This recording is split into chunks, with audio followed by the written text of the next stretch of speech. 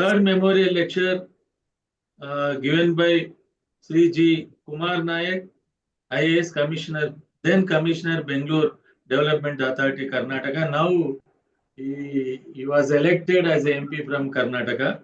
Is a very great thing. Now we have to remember. The topic was the best practices implementation of SST TSP Act 2001 in Karnataka. Fourth lecture was given by K.S. Chelam, Professor K.S. Chelam. You all know he was a former member of UPSC. He was given P.S. Krishnan and social accountability of civil servant. Then now our fifth lecture, we are going to listen Higher Education and Social Justice, Professor R.Limbadri, former chairperson of State Council of Higher Education of Telangana. Then Shanta Sinha, all you know, she was a professor. She was a education. I think what we called anything. I think another thing is he was a very much research scholar about the contemporary movements like Maoists. I think first thesis done by Professor Shanta Sinha garu, Maoist in Andhra Pradesh. I think that was the pioneer work in the left movement, basically Maoist movement. I think she is very near to heart me. I think this session will be presided by Shanta Sinha garu. After this meeting, I will Siddhojira will take over and announce the awards. Thank you, madam. Welcome. Thank you very much, Lakshmaya Garu. I'm happy to be associated with this fifth memorial lecture in memory of P.S. Krishnan Garu. And I am also honored to have Madhavra Garu here today, along with many familiar persons, Ramchandramurthy Garu and others. Thank you again, Sitoji Rao and Malepalli Lakshmaya for this. Professor Limbadri really does not need introduction. We know his contribution as a chairman of Telangana State Council for Higher Education. And it is indeed a very timely topic. And I think we are all looking forward to his speech. I just wanted to say that there is, of course, a crisis in education today, and much more in higher education. I would say in all levels of education. Uh, and the entire education policy and system is now being designed to exclude the poor from education rather than include them into education. The kind of the monstrous privatization of education that is happening, especially after class 8, is indeed a disaster. And we know how much it comes in the way of equality, social justice, and we look forward to Professor Limbadri Garu to really enlighten us, because he has held a very important position. He has full knowledge about what is happening in Telangana and in the country on higher education. And I hope he also tells us how we may even overcome the kind of exclusion that is happening in the higher education sector today. Professor Limbadri, I hand it over to you.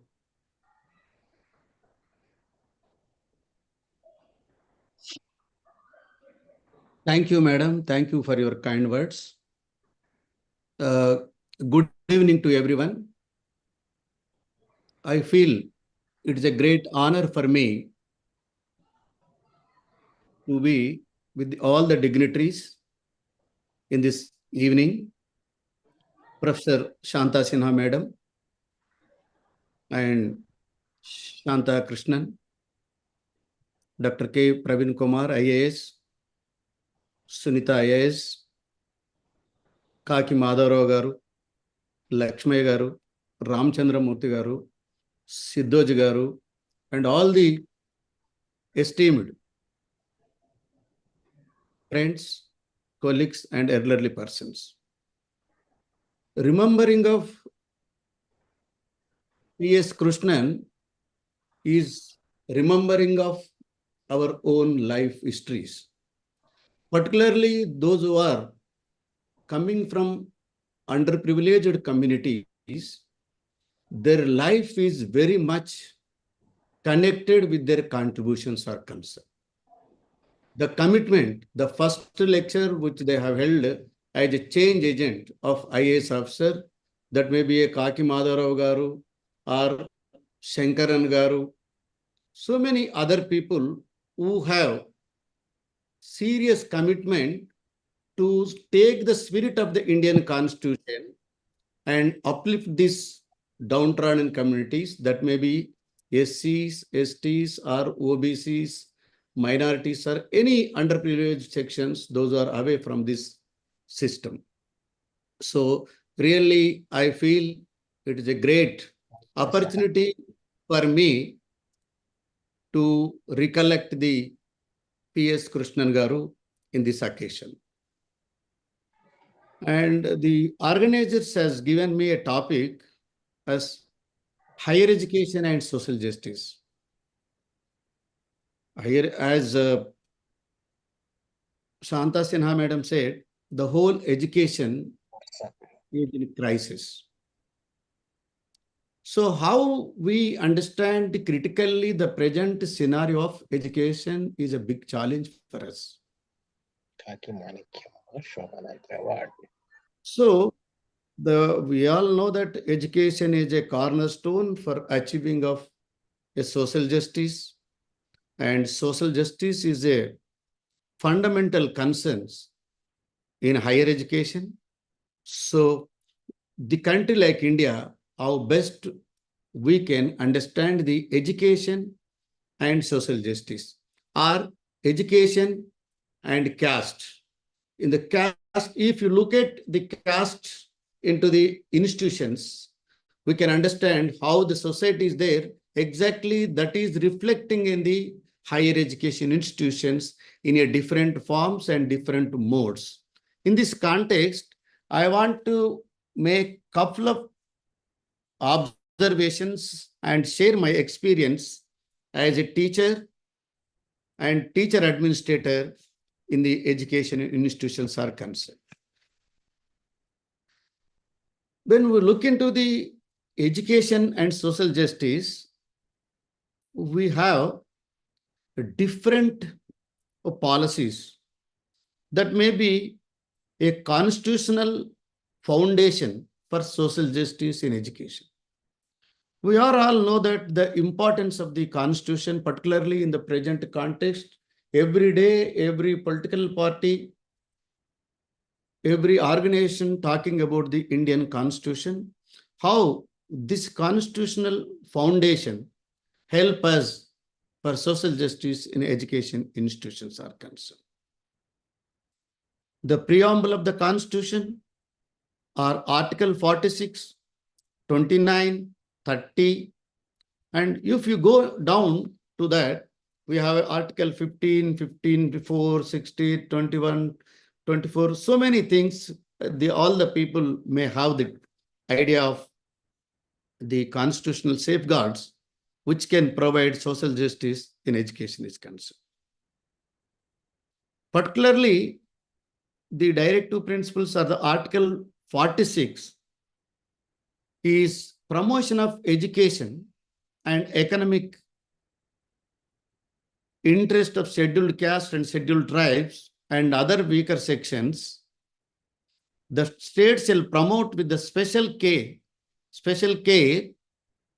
to educational and economic development of the weaker sections of the people, particularly scheduled caste and scheduled tribes are concerned. So how best they can protect? The Constitution has given a very big support for the protection of the weaker sections, particularly the scheduled caste and scheduled tribes. And we are also aware of that Article 15 and 15A also mentioned about the how the opportunities can be given for these sections in various institutions are concerned. The second important thing we can see is the public policy emphasis on social justice.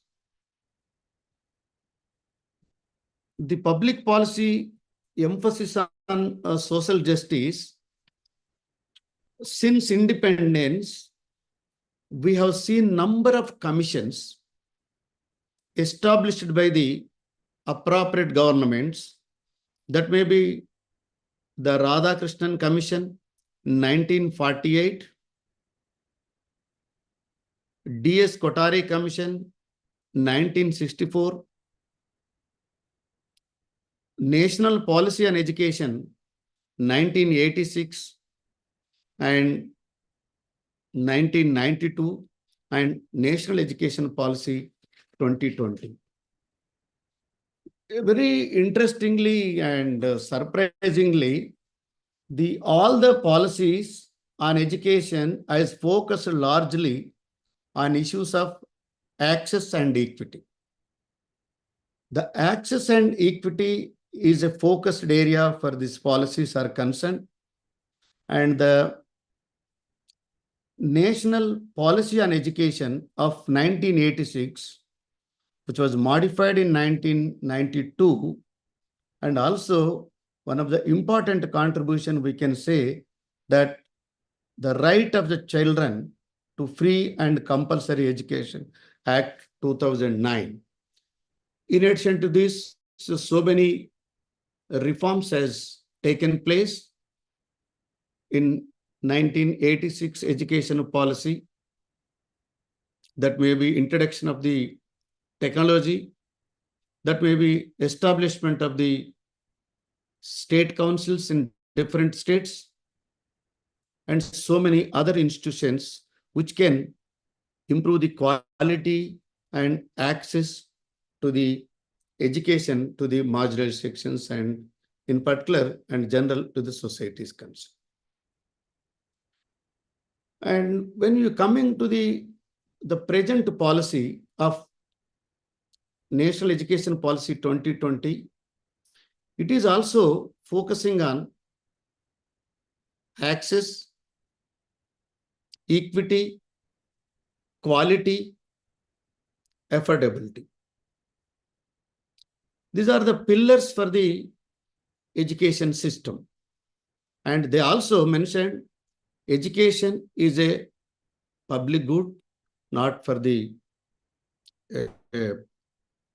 market-oriented education. When we look into the education is access, equity, affordability, and quality, these policies time and again focusing, but in real terms, the reality is totally different. The access may be increased over a period of time, but the success is very less. Access, success, when we compare, that is a big gap between the access and success is concerned. I want to discuss in detail on that area, but these are the policy focus areas of the education systems are concerned. When we look into the present landscape of higher education in India, we have 1,113 universities, 43,796 colleges, and 1,196 standalone institutions. This also gives how the higher education has expanded over a period of time and how it has given access to the people to get the higher education is concerned. When we look into the expansion, we have a different dimension. That is if you look into the distribution of the institutions, the state universities 460, deemed to be universities 128, central universities 56, private universities 430. Like that, we have a different things. When we think about this expansion of the institutions, exactly the crisis entered into the same time when the expansion has taken place, the access to provide the marginalized sections to enter into the education. The problem is state role as marginalized. Market role has increased in the context. That's why more number of private institutions came into the higher education institutions. And the public universities have facing number of crises, that may be recruitment of the faculty in the institutions, that may be releasing of the scholarships for the students, providing infrastructure, establishment of laboratories, so many things, how the public institutions are facing problems in the day-to-day administration. We have been experiencing in looking at the various institutions. So the landscape of this present scenario, how the institutions were distributed, the public and the private, is a big challenge. That's why the market forces entered into the higher education. That's why inequality in education is happening. The crisis in public institutions, particularly in higher educations, is very serious in this context. So if you look into the enrollment of the students into the institutions, is very interesting. Almost 72% of students in private institutions, only rest of the students are in the public institutions. If you look into the universities, for example, as Madam said about the Telangana as a focus to understand simply, around 15 public universities in Telangana. We are all experienced that the universities means Usmania, Kakatiya, JNTU, agriculture universities, open university, etc. When you look into the present scenario, 10 private universities are there in Telangana. Earlier, 5 private universities. In this academic year, another 5 private universities were here. And 10 deemed to be universities. Then 10 private deemed to be universities are there. So 10 private universities and 10 deemed to be private universities. So we have a conventional universities which offer degrees and engineering is only 11.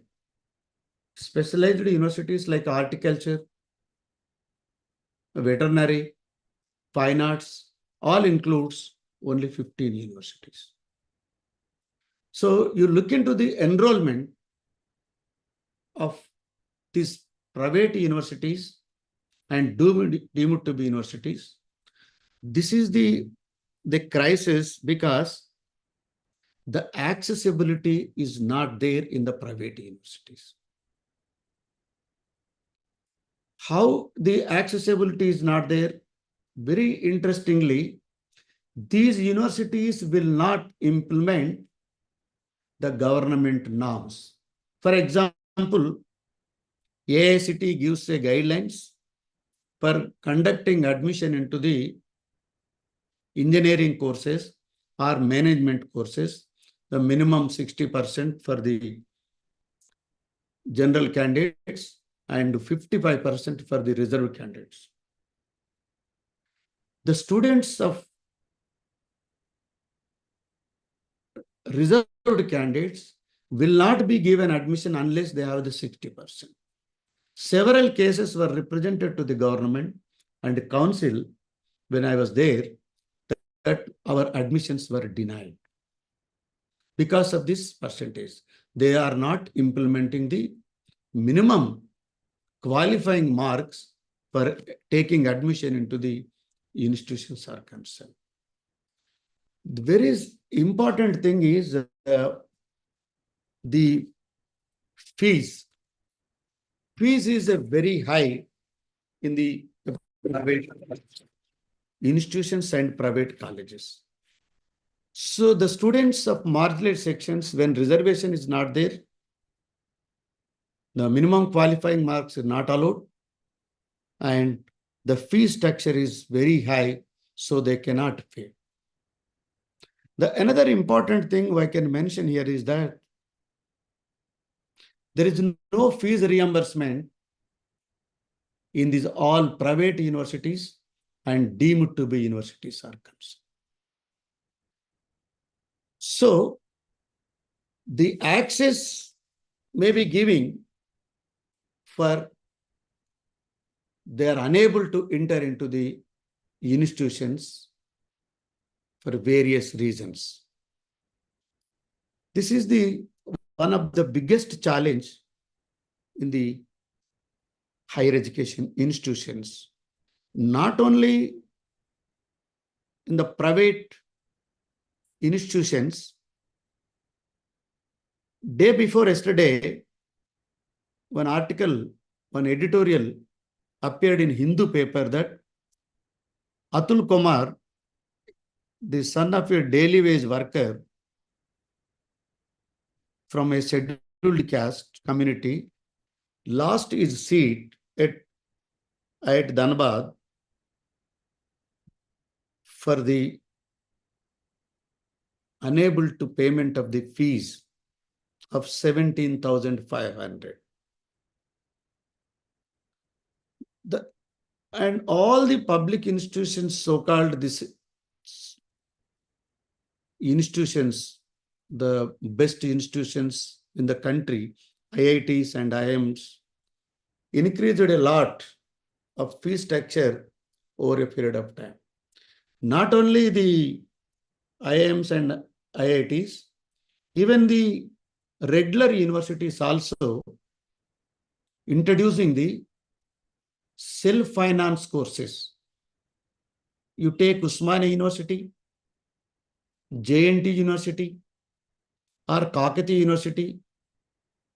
So when they introduce the self-finance course, their fees may be as good as of the private institutions.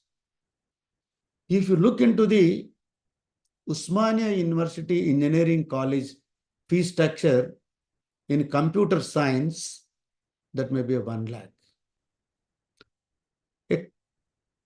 5 years ago, 6 years ago, the fees of engineering student may be 10,000.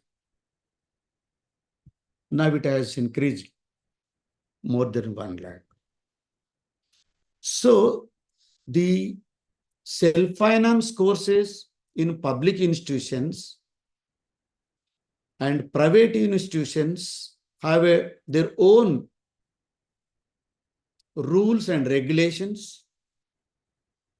The opportunity of the underprivileged sections are denied entering into the institutions. This is a big challenge in the higher education institutions are concerned. And another important thing we can see, the dropout rates.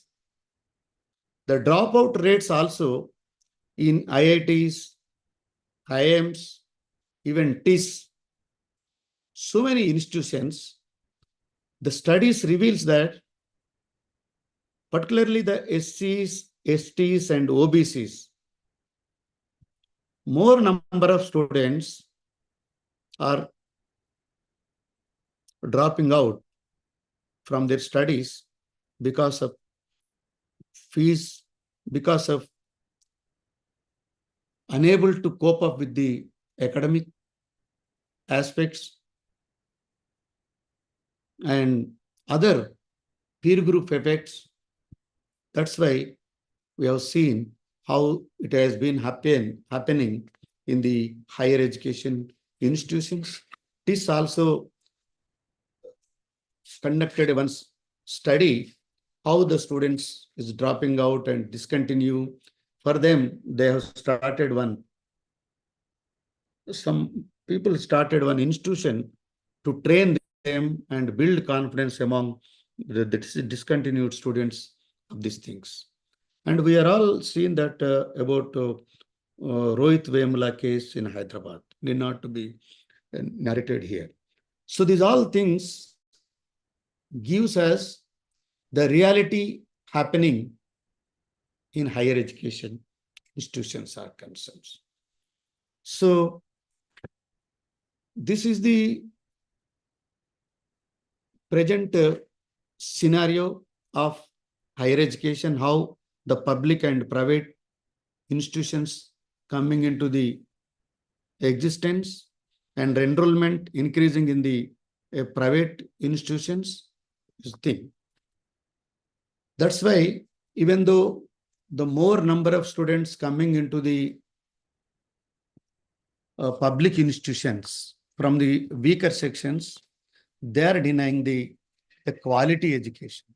The quality is not there because lack of funding for that institutions and not recruitment in the public institutions.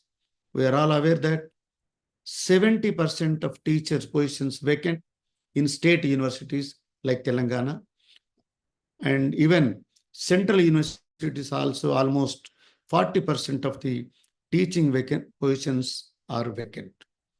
So that's why in the public institutions, the quality has become a challenge for the downtrodden students. And when they're coming into the institutions, learning resources also becoming a problem for them. So that's why the higher education, even though providing access, the gross enrollment ratio, if you look into the scenario, is good. For example, the present gross enrollment ratio in the country is 28.4, and whereas Telangana is good in that context, the Telangana gross enrollment ratio is 40%. And women gross enrollment ratio in the country is 28.5, whereas in Telangana is 41.6. The SC women in the national average is 26%, whereas Telangana is 42.9. And ST women at national level is 20.9, whereas ST women in Telangana is 36.9. This is the report published by the Government of India, that is All India Survey on Higher Education. Every year, government releases this survey report. So this shows the enrollment is increasing, particularly in Telangana, due to the residential institutions and so many other things. But the challenge is, which we have seen in the crisis of privatization and deemed to be universities and fee structures, etc., etc. So the access is not enough for success of the students, and state role when they are marginalizing and market and entering, and it is making commercialization, the crisis in the higher education is reaching very, very high. So the politicians, maybe for the political dimension, they say that where expansion is taking place to provide the access, but in real terms, how this expansion is providing quality education, how this education making them to become employable is a questionable, and the profitable dimension as becoming a central focus in higher education. That's why inequalities has been increasing in the higher education is concerned. So that's why my understanding of higher education, we have to look into to understand the critical aspects of the higher education is very, very important based on the current realities and the data which is available with us. The second important thing I want to suggest here is the advocacy by the public intellectuals, public committed people to ensure the social justice in the higher education. I have a very interesting and happy to share that we have experience. Kaki Madhava garu, Ramchandra Murthy garu, and Malapalli Lakshmi has taken lead, taking the spirit of Article 46, where the SC/STs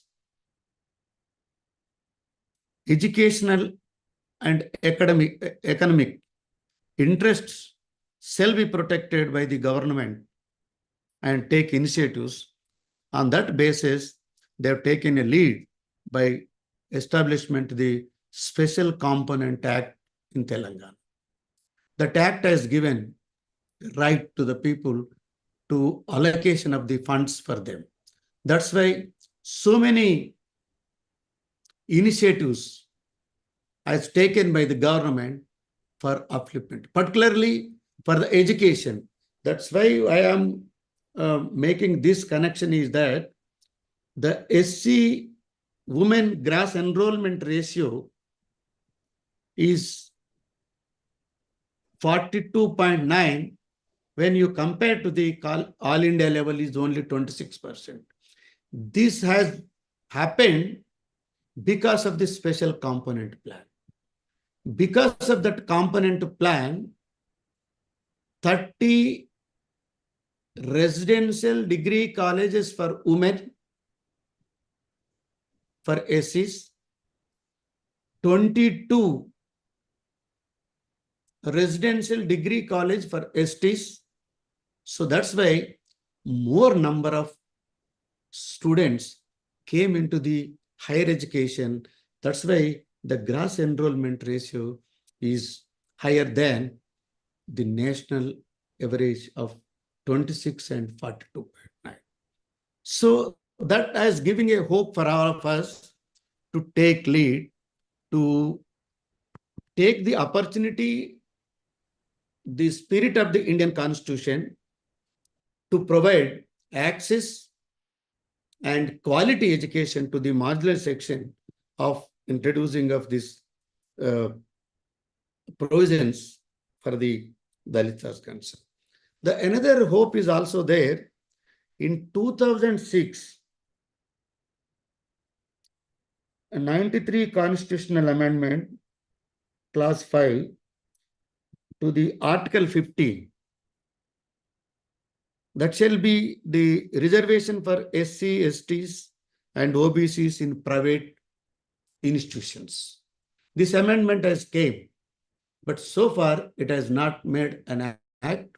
And this Congress government, when it is in the place they introduced, but still it is not there.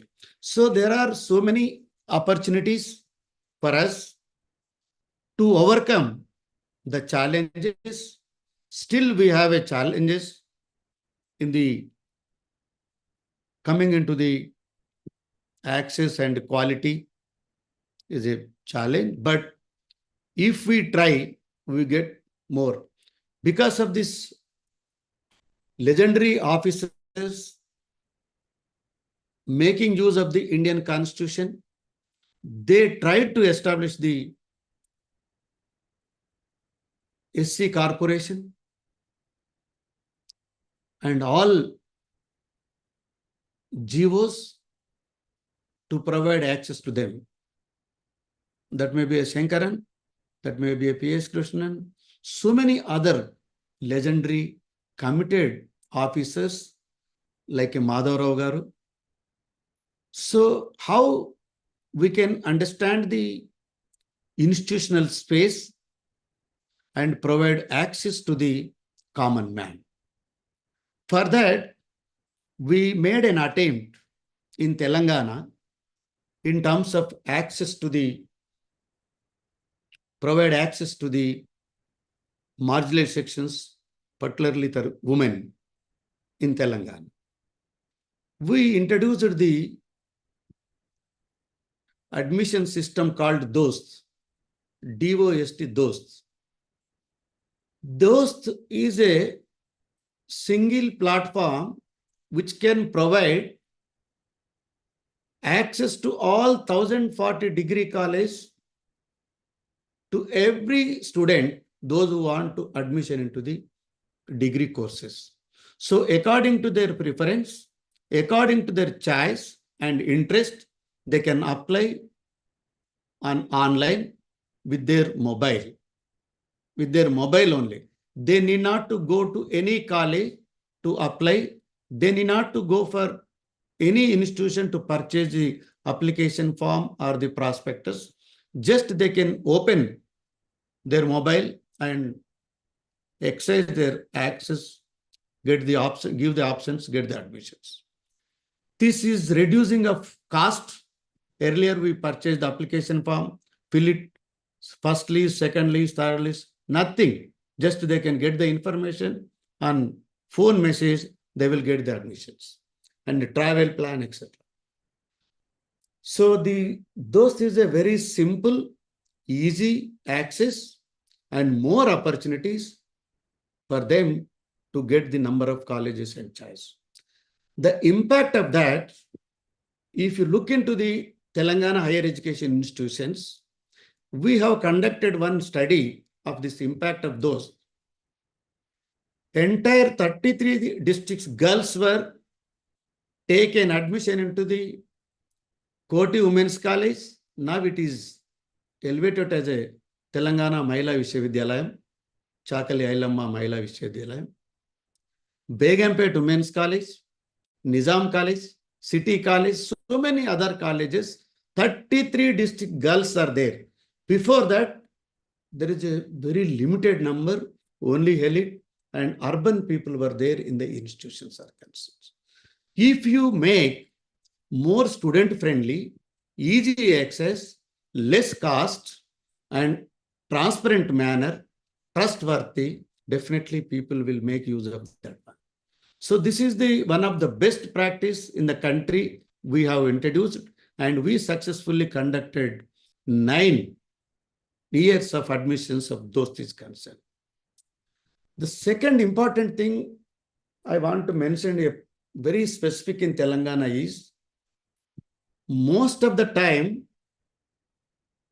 the students, the verifications of their certificates is a big challenge.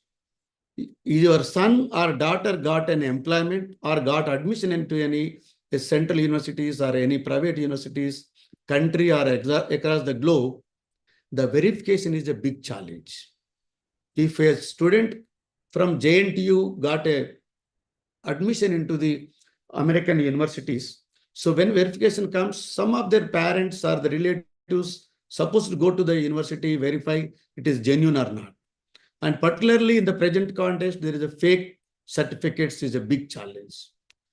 To prevent the fake certificates, and provide access to everyone. Easy access, we introduced the student academic verification service for 24 hours. Anytime, any institution, any individual can verify the genuinity of a person. So that particularly the weaker section people suffers in getting verification. Sometimes they may lose their job. In times, they may not be verifying the certificates and submitting their reports. So they are losing their job opportunities and losing their admissions also.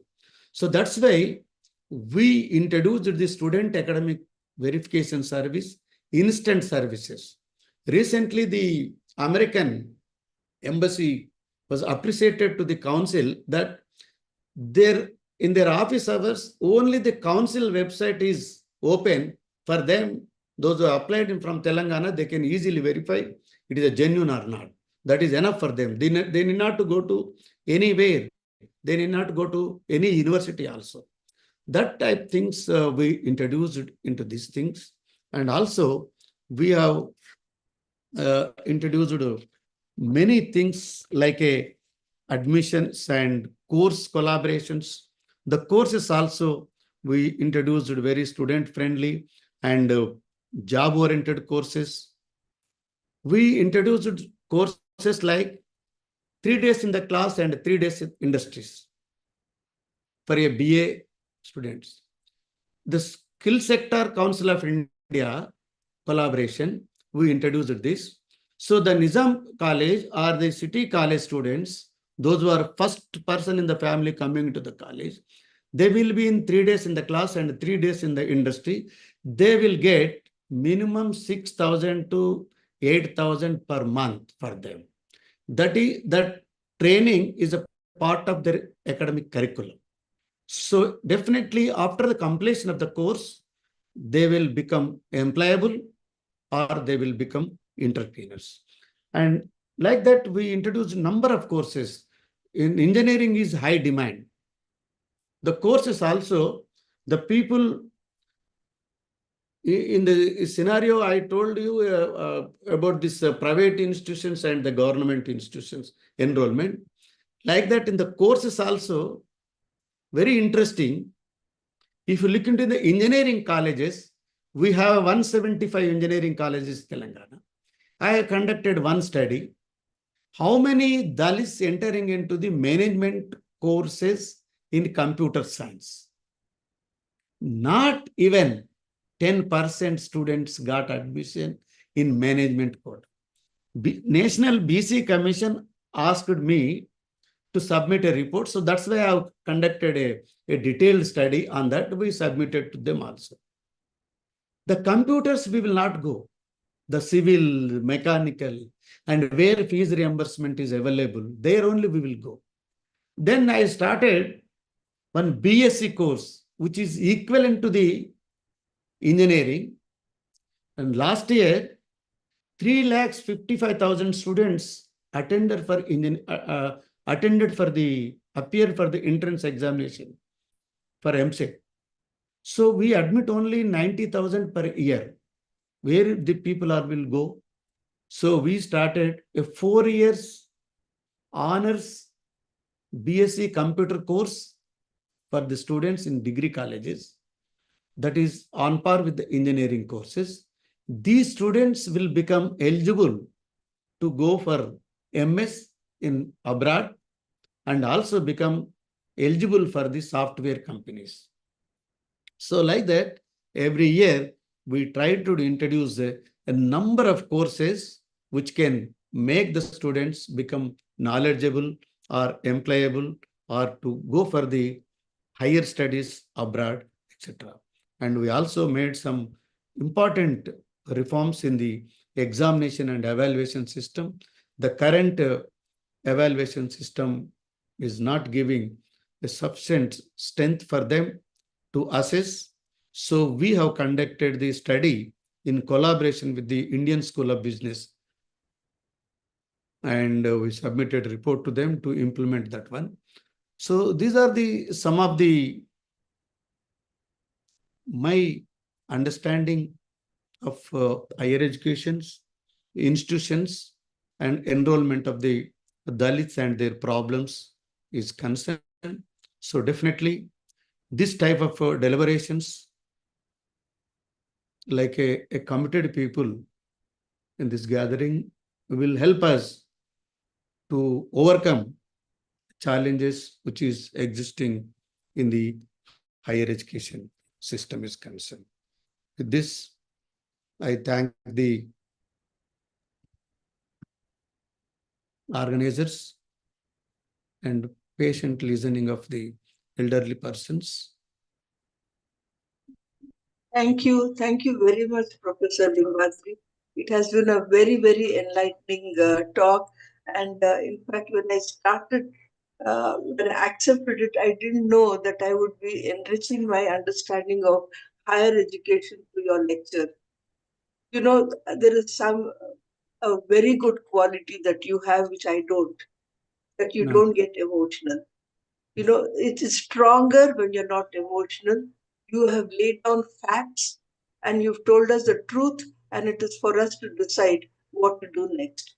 I'm glad that you ended the entire scenario in a tone of hope that nothing is lost, that you have made inch by inch reforms within your own purview and showed that you could democratize education, you could democratize high access to higher education, that what it needs is some hundreds of Professor Limbadris to be heading the education system in Telangana and in the country. One Professor Limbadri is just not enough. You did what you could as an individual, but I think there has been so many of us to do, and you have a mine of alternates, you have a mine of institutional interventions that can be done, and I'm sure you have many, many more examples to show us on how 42% of girls have access education. I mean, that's remarkable. I think I must thank you and all those who supported you with your ingenuity and with your ideas on improving girls' education. I don't want to summarize everything that you said, but I would love to. I mean, I must tell you, the audience here, this is one of the best speeches I have heard on higher education. It's so knowledgeable and so balanced. You know, when one speaks about the marginalized communities, when one speaks about the Dalit, when one speaks about education itself, it is hard not to get emotional. You begin to say there is education apartheid. You begin to say that there's so much of exclusion, that the education system is designed to exclude and not to include. But within this framework, how much you have been able to get as inclusion. I thank you very much for this. I just want to end in one thing about my personal experience. My life has been subsidized entirely by state and state's support, and from the time I was born till what I am today. I belong to the elite in the country, and I did not, I'm sure, need any state support. I went to a government aided school, and my fees in the 12th class was 8 rupees. There was no contestation then. I went to Usmania University Arts College, and my fees per year was 55 rupees. In MA, my fees was 60 rupees.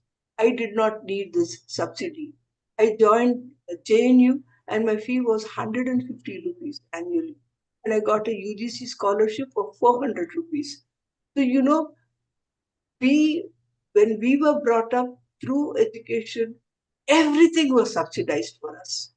My telephone was subsidized, my petrol was subsidized, my gas was subsidized, my railway was subsidized, bus transport was subsidized, everything. And for nothing one had to fight and protest. For nothing one had to organize and say that this is our demand.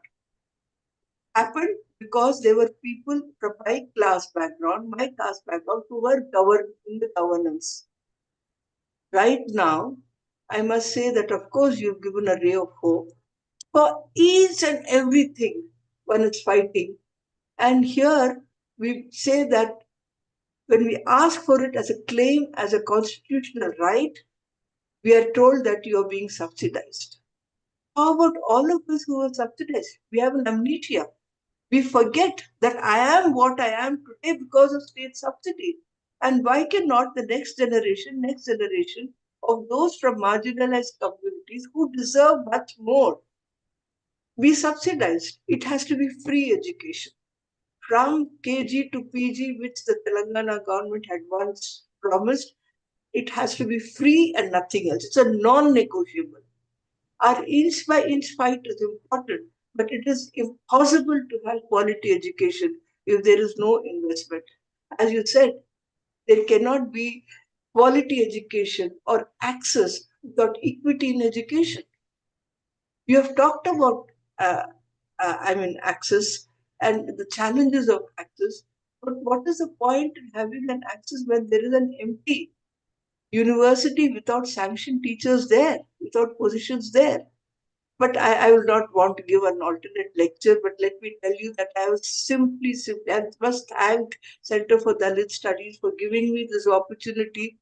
And I was really humbled by the way you presented, the thing. And I would like to meet you personally sometime. Thank you very much. And I will hand over the program to Sidodira. I might mention one. I should have mentioned Krishnan's P.S. Krishnan. He has been a guide and a mentor to so many of us who have been activists at that time while he was in office.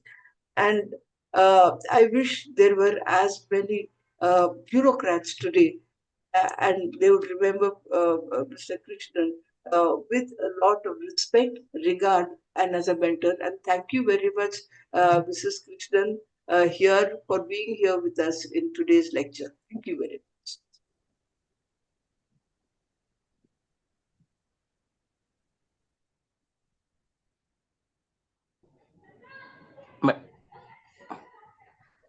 Madam,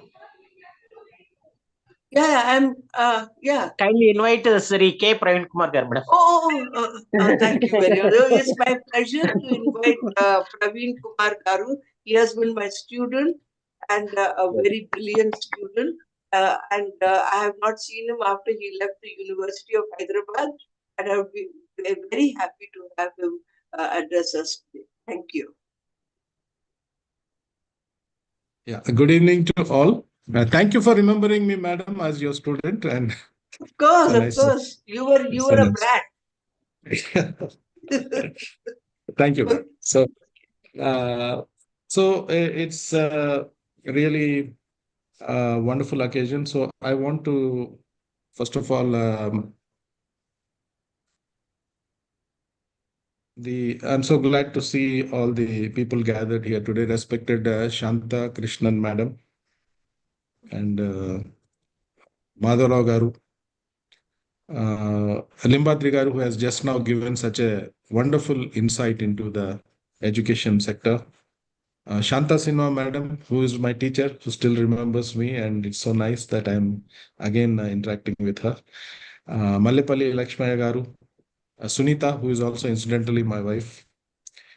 Siddhoji, who has helped in organizing this, my friends Korivi, Vinay Kumar, and so many other people all the people who admire Krishnan Saab are here today. So it's so nice to participate in the 5th memorial lecture, which is a great opportunity for me to recall my brief interaction with him. And it's a very touching moment for me to be involved with his event. And, my senior officer, Madhavrao garu, who is incidentally my father-in-law. So it took some time, and finally our paths met, and eventually he became my mentor, especially in 2010 when I was serving as the Commissioner of Social Welfare. And we worked together and conducted a very big event called Dalit Empowerment Week. Subsequently, I was closely associated with him in his agitation to make the SC-SP component to allocate funds into an enactment. He wanted it as an act, and he was deeply involved with agitating for that, and finally that came true. And the SCSP Act was passed in 2013. I learned a lot from him during that time, and subsequently also I'm involved with him in so many things, but in a very small way, of course. But most of these things he has recalled in his journey, which is a wonderful and inspiring book, his autobiography called Breaking Barriers. And in Telugu, it's called Sankedlanu Tenchukuntu. So one day I learned from him that he has got a mentor, and his mentor's name is Shankaran. So I met him. I met Shankaran sir in his house, in Madharosa's house, few times. But eventually, when I became the collector of Nellore district in the year 2000, something that the people of Nellore told Shankaran sir has got him curious about me. So he called me to his house to have a chat with him. So it was one of the really wonderful moments of my life that someone as legendary like Shankaran recognizes some young officer like me. And he spoke to me about what to do in Nellore and how to help the people there. And so it was so nice. And I also felt very good that he thinks so good of me, whatever he heard about me. Then one day I heard that Shankaran Garu has a mentor. And this was really an amazing thing for me. And then that is the legendary leader, P.S. Krishnan Garu. And then I had the good fortune to meet him also. And in fact, me and my wife Sunita, we went to their house, had some lunch with them, and Madam Shanta Krishnan treated us so nicely and like a family member. We recall all those wonderful times. So we look at Krishnan Garu. My brief interaction with him in terms of work in 2010. When I was Social Welfare Commissioner, there was some trouble in Anantapur district. So I went to him, I was speaking to him. And then he told me one thing, that why are you looking at this only from the point of view to solve this from the administration point of view? Especially I was looking at the coercive angle. What kind of rules and acts I can apply? What kind of some arrest I can do and things like that. So he said, why don't you do many other things? He said, don't. It's not that you don't do those things, do the regular law-related work, but he said, why don't you also talk to the social groups, the lobbies? Why don't you educate the people? Why don't you spread awareness? So he brought in so many new ideas, and then immediately I realized that okay, here is a person with such passion and commitment and huge experience.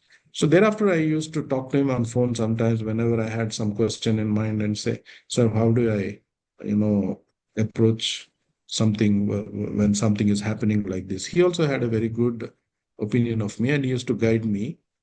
And I was also amazed to learn that he is involved with and maybe very fundamental to so many organizations in this same area of social justice. So I didn't know that so much work has gone on. And so all that made me really feel that I'm really lucky to be, in his circle, etc. And unfortunately, we lost him. 2019, it was a big, I felt so much loss because I thought I could have learned so much more from him and I didn't make enough use of that opportunity. I did talk to him so many times, but both at a personal level and also in work. So I felt that way. And my wife Sunita was also very closely associated with him when she was the Secretary BC Welfare in the combined Andhra Pradesh. She was working with him closely for reservation for Muslims. And we learned a lot. She learned a lot, and in turn, through her, I also learned quite a bit at that time. So we look at Krishnan Garu and his journey. He was born in 1932 in Kerala. So for the record, I'm mentioning this, that he belongs to a Brahmin family in Kerala, born in Trivandrum, and then, but he took a great his life, he took it as his life's work to rescue and to help the SC/ST people, Dalits and Adivasis. And then there is a lot of lot of his contributions. The first one we can see in this sector is 1978, when he's uh, pioneered the special, what is then known as special component plan, and subsequently that became the SCSP. And as just I was telling you, the Madhav sir, in the on that line, he tried to take it further and get an act for it, as in 2013 that happened. And we can also see in 1989, he was instrumental in the coming about of the Prevention of Atrocities Act. Then, though he retired in 1990, then we can also see how many things he was doing. He was instrumental in getting the constitutional status for National Commission for SC/STs through the 65th Constitutional Amendment. He was the Secretary of Welfare at the Government of India. At the time when Mandal Commission report, he was very much involved with that. And in fact, he was in the 1979 team for Mandal Commission when they were tasked with this whole thing. And then it's after about so many years, in 1990, it became a reality. In 1993, he was involved with the bringing about of the Employment of Manual Scavengers and Construction of Dry Latrines Act, Prohibition Act. That is the Safai Karmachari sector. Much later in 2013, once again, there is a prohibition of employment as manual scavengers and the Rehabilitation Act. So if you look at his journey, very early in his career, even way back in 1958 as sub-collector of Ongole, and then and also in Anantapur, his early days, he sent so many shock waves by conducting Jamabandi exercises, the official revenue work, by camping in Dalit bastis. So then the whole society, they took notice of what is this young man trying to do. But he faced all the people and he stood firm in his belief and he continued. And there were very big drives of distribution of agricultural land and house plots to SC/ST. Then his involvement is so great that they say, the authors, the books that I read, they say that in one speech of one of the colleagues, referred to him as, he's so intelligent, but he's Dalit. So his his attachment to the cause was so great that people didn't even know. They thought he must be Dalit. That's why he's doing so much. But that is how he is such a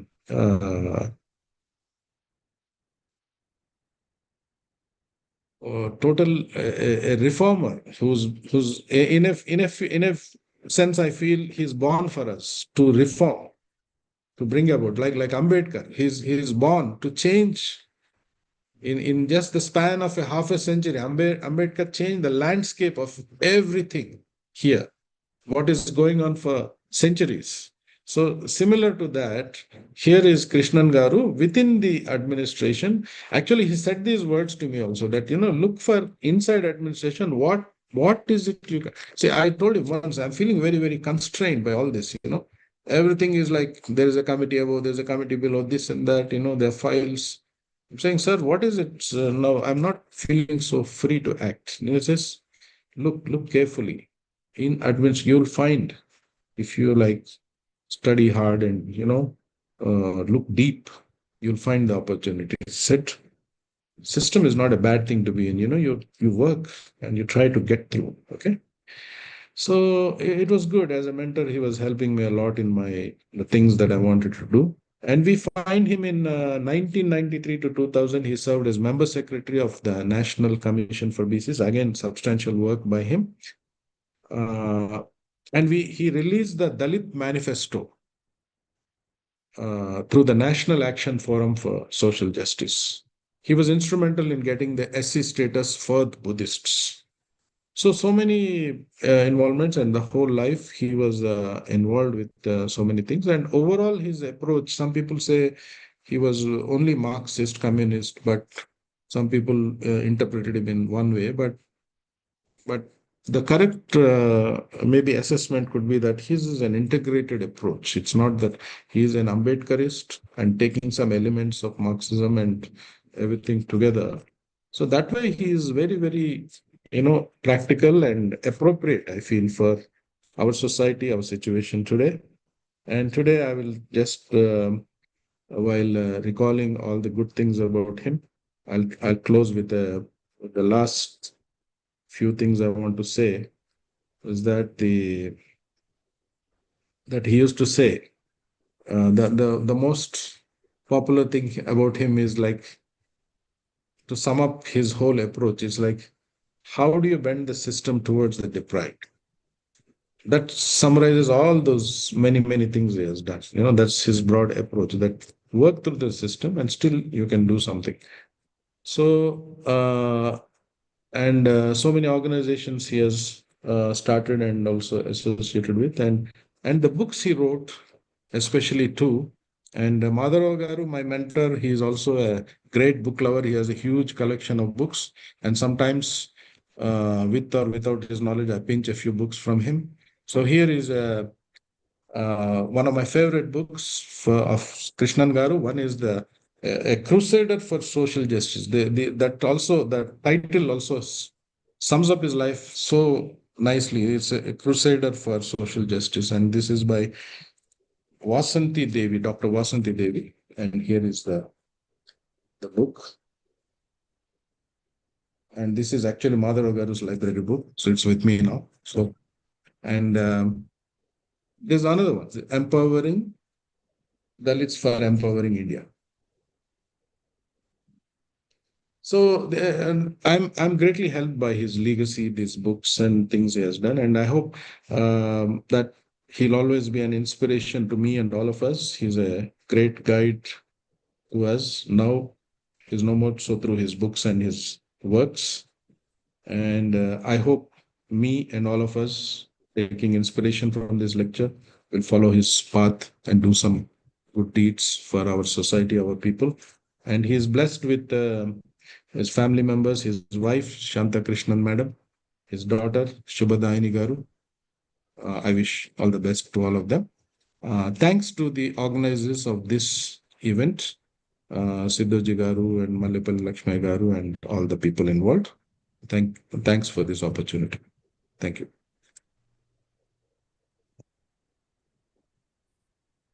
Thank you, Praveen Garu. Siddhoji, I'll hand over the program to you. Madam, in between, with your permission, Yeah? I request Shanta Krishnan Garu say a few words. No.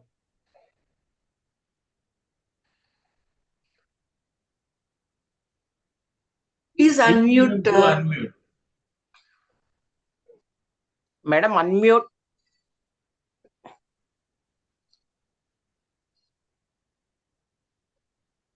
Can't hear your voice, ma'am. Please press the button. Yeah, now you're on. Now you're on. Yeah.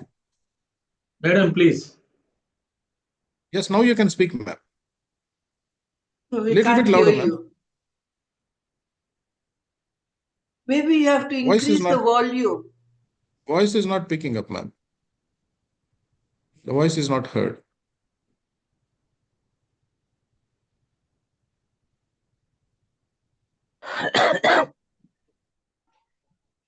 Maybe someone can help you. Malapal, sir, Lakshmi Garu. Sir. Unmute చేస్తారా మీ దగ్గర నుంచి madam కి? Unmute. Okay. Right. Yes.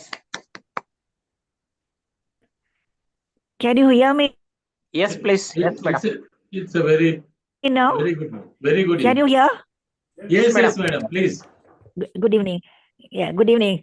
I was so moved by the words that all of you have used for Mr. Krishnan, who was such a inspiring figure, not only to all of you Dalits, but to me mostly. I learned a lot about the Dalit community from him. I was not aware of the atrocities on Dalits so much as he mentioned to me a lot. In fact, he used to take me to the Dalit bastis. I've visited almost all the Dalit communities where atrocities were taking place in those days, in Karamchedu and so many other places, and in Haryana and other places. As I was really moved by and I was so happy that my husband was able to do so much for the welfare of the Dalit community, and I'm so happy that he could take all the bills into acts by working day and night. And I was so closely watching his selfless devotion to the company. So I'm very happy that you're able to activate all his missionary with such yes. Hello, namaskar. Thank you. Thank you. Mr. Madharaji. And Mr. Madhara was closely associated with Mr. Krishnan. And I thank you all immensely. Every year, twice a year, both on his death anniversary and birth anniversary, you all take so much of care, take so much trouble to remember him. Hello, Sunita Garu. Namaste. Yes.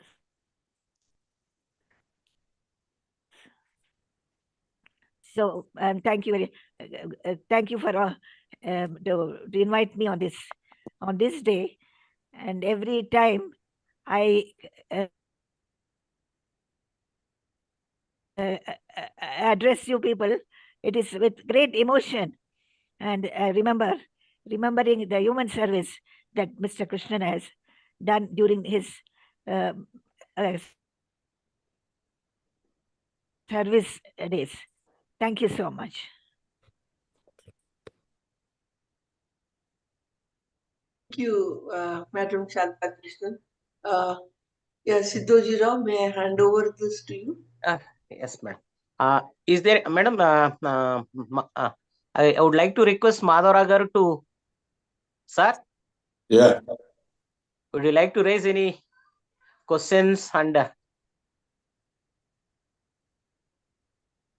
No questions. Just get inspired by that man. I used to see him in action at a very advanced age. The number of meetings he used to hold and the time he spent is something which I can never forget. He and Shankaran put together have been a sort of a boon to us, to our communities. Just not SCs, but it's SC, BC, and minorities also. And I always used to say that part of his contribution is enabled by Mrs. Shanta Sinha's, Mrs. Krishnan's support to him. She was all the time holding his hand and taking care of his health to see that he spends all his energy and time for service of the poor people. Those two are now sort of legends, and their life lives after they passed away through their service they have done to those people who are in need, not for a small period of time, but centuries they have been there in that situation. I just wanted to mention for the information of the participants here. Now, the other day I was looking at the discrimination in a very wider context.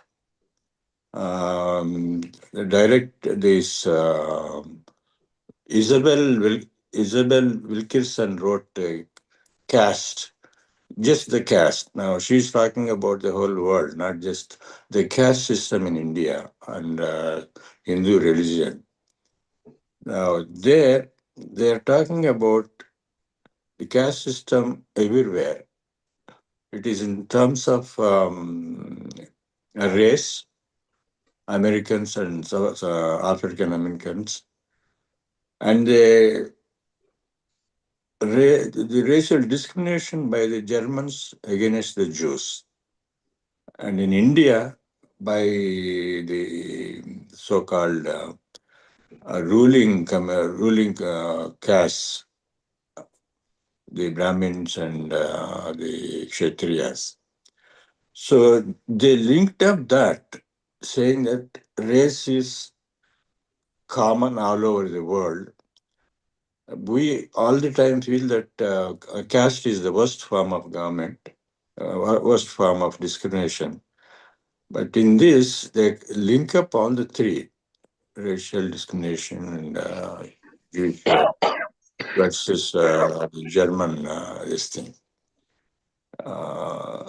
This book, incidentally, was converted into a movie by one Ava DuVernay. She's a black American director who has taken a kind of a crusade to highlight this discrimination in terms of the caste in all its three areas.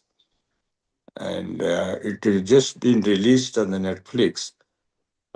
You can see how it is sort of put on the cellulite, this book of Wilkerson.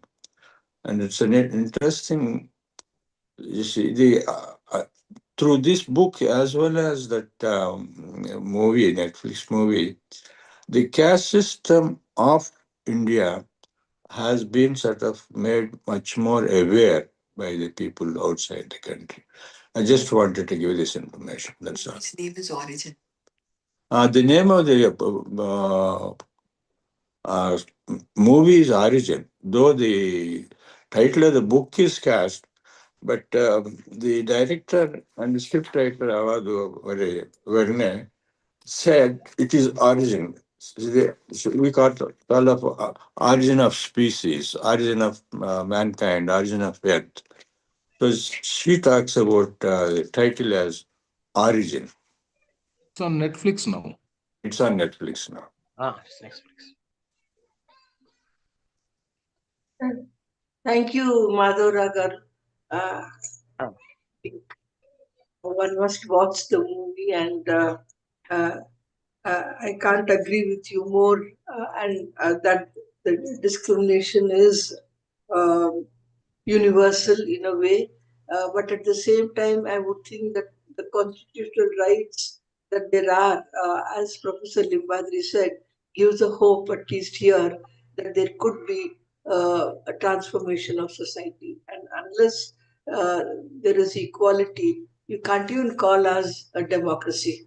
I hope that we have democracy through equality and justice. Thank you very much. Thank you, madam. With your permission. Please go on, Sidhu. I really don't know what the next is and next is. Okay. Yes, so you carry on. I am pleased to inform you that on this occasion, we are presenting Srimati Kaki Manikyamma Shobhanadri Cash Award to 2 students who scored highest marks in SSC. The first one is Miss Faltya Sahara, daughter of Faltya Gopi and Parameshwari. It is a Kalya Tanda, Gundlapalli Mandal, Nalgonda district. She got 10 out of 10, madam. Another person is Parsa Bharat Kumar, son of Parsa Yadagiri. He is from Tufran village, Medak district. He got 9.8 out of 10. So, Sri Kaki Manikyamma Shobhanadri Garu is Madhuragar parents, madam.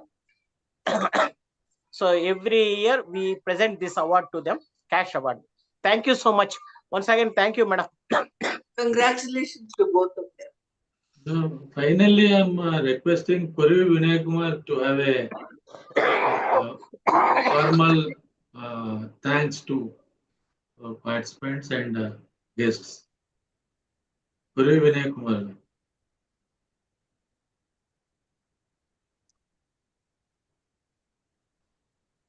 Hello Please, sir. అన్నా వినిపిస్తుందా? గడ్డం ఇంకా బాగా అన్నా కనిపిస్తుంది. Very good. అందరూ గడ్డం బాగా సార్ కనిపిస్తుంది. సార్ ముసలి లిస్ట్ లో చేర్చారు సార్, సీనియర్ సిటిజన్స్. అన్నా ఈ రోజు పిఎస్ కృష్ణ గారి గుర్తు చేసుకుంటూ జరిగినటువంటి సమావేశంలో ప్రొఫెసర్ శాంతా సిన్హా గారు మనందరికీ తెలుసు విద్యా వ్యవస్థకు సంబంధించిన విషయాల మీద చాలా అద్భుతంగా పనిచేస్తా ఉన్నారు. వారి యొక్క కృషిని మనంతా గుర్తు చేసుకుంటా ఉన్నాం నిరంతరం. తర్వాత మన ఈ సెషన్ కి అధ్యక్షత వహించే ప్రజెంట్ కాంటెక్స్ట్ ని ఎక్స్రే తీసినట్టుగా ఒక రిపోర్టు మనకి ప్రజెంట్ చేశారు ఈ ప్రొఫెసర్ లింబాద్రి గారు. చాలా అద్భుతంగా తెలంగాణ రాష్ట్రంలో ఉన్న విషయాల్ని, దేశంలో ఉన్న విషయాల్ని సామాజిక కోణంలో ఎట్లా వీళ్ళు విద్యకు దూరం అవుతున్నారు అంటే ఒక మోడర్న్ డిస్క్రిమినేషన్ కాదు, వీళ్ళు అందరూ కూడా డిస్ప్లేస్ అవుతున్నారు. ఒక రకం చెప్పాలంటే ఎడ్యుకేషన్ సిస్టమ్ నుంచి ఈ దళిత సెక్షన్ ని, అండర్ ప్రివిలేజ్ సెక్షన్ ని ఎట్లా డిస్ప్లే చేస్తున్నారు, వాళ్ళు ఎక్కడ మెయిన్ స్ట్రీమ్ కాకుండా చూస్తున్నారు అనే దానికి చాలా డాటా ఇచ్చారు. వారికి చాలా ధన్యవాదాలు ఆయన ప్రజెంటేషన్ కి. తర్వాత మన ప్రవీణ్ కుమార్ గారు చాలా పెద్ద మనసుతోటి వారికి ఉన్న అనుభవాలన్నీ కూడా షేర్ చేశారు. చివరిలో మాధవరావు సారు ఆయన అనుభవాలను చెప్పారు, వారికి కూడా ధన్యవాదాలు తెలియజేస్తూ ఈ కార్యక్రమాన్ని నిర్వహించడానికి మల్లెప్ప లక్ష్మణ గారు సిడిఎస్, పెద్దలు మాధవరావు గారు ఆఫీసర్స్ ఫోరం, డిబిఎఫ్ ముగ్గురు కూడా కలిసి పిఎస్ కృష్ణ గారి యొక్క సామాజిక న్యాయం కోసం ఆయన జీవితాన్ని అంకితం చేసినటువంటి దాన్ని నిరంతరం గుర్తు చేసుకునే దానికోసం మన సమాజంలో ఆయన నిర్వహించిన పాత్రని, అట్లాగే ఎస్సీ ఎస్టీ ఓబీసీ మైనార్టీ సమాజం కోసం ఆయన చేసిన కృషిని గుర్తు చేసుకుంటూ ఈ రోజున నిర్వహించినటువంటి కార్యక్రమంలో భాగస్వామి ప్రతి ఒక్కరికి కూడా ధన్యవాదాలు తెలియజేస్తూ మీ అందరికీ జైభీం తెలియజేస్తా ఉన్నాను. జోహార్ పిఎస్ కృష్ణ గారు. జోహార్ పిఎస్ కృష్ణ గారు. జోహార్ జోహార్. థ్యాంక్ యూ అన్న, thank you so much. Thank you, sir. Thank you very much. Okay.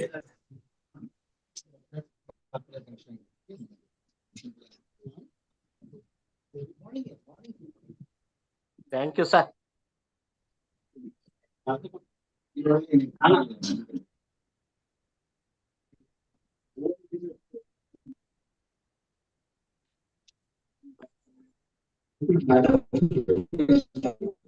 Lakshmi sir.